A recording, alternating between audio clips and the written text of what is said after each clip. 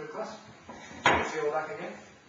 Today we're just going to do a quick recap on what all the information on the periodic table up here actually means. Lots of numbers, lots of letters, can look a bit confusing, but it's a chemist's periodic table that is a big way of representing lots of information in one easy chart. There are lots of patterns on the periodic table which we'll go through in other lessons.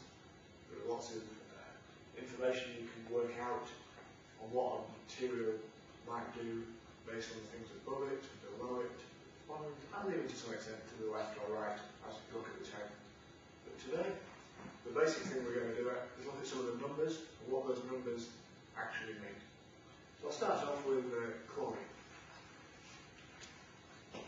Chemical formula for chlorine, the letters that we use for chlorine, anyone?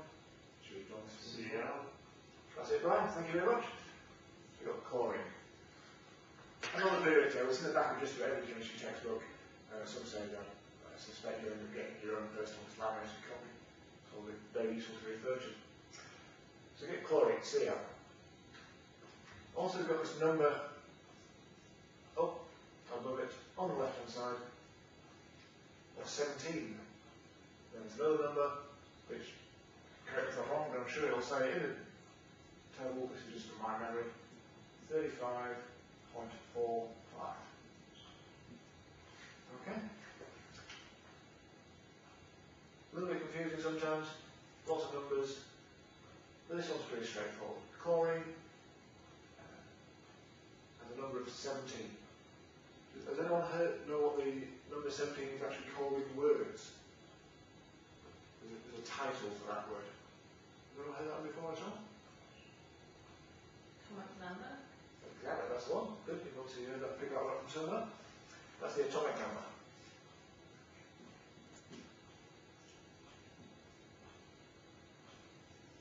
Just do a little shortcut there, N for the big, for the O up there, just a shortcut for them, saves me writing it out on the bottom before.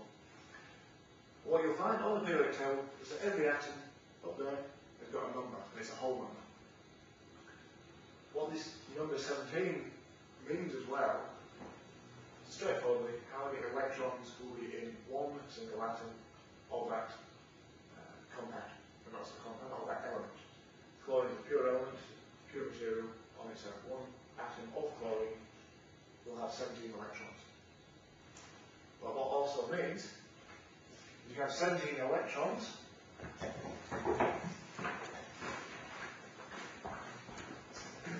you've got 17 individually negatively charged particles.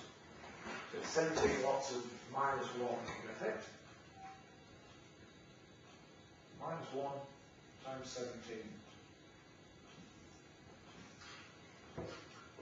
To balance that out, in the middle of the nucleus, or the middle of the atom, we have 17 what are called protons. And each of those is explained as having a charge of +1. You get 17 electrons, which are balanced out by 17 lots of +1. So there's no, so the charge is evenly balanced across the atom. Then you come on down to this number here, which is 35.45. Okay? You'll be very accurate, there are lots of extra numbers down here, but 35.45 for our purposes is enough. But there are lists in the books, so I expect you to memorise numbers for the sake of memorising numbers. It gets rather dull, I'm sure you'll find. So what this number here is called, has anyone heard of the title before? Like this is the atomic number. This one down here has a name involving the word mass. Is it? Okay, it's the atomic mass. It's actually also called, properly, it's called the relative atomic mass. Let's write that on the board.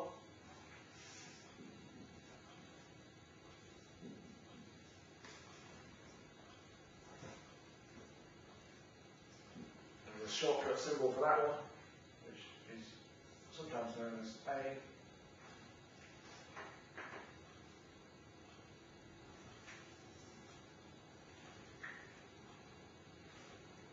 Okay.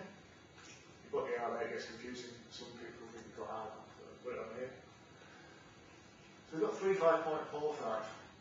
What you will notice, if you look at periodic tables at the back of your books, is a lot of the other elements have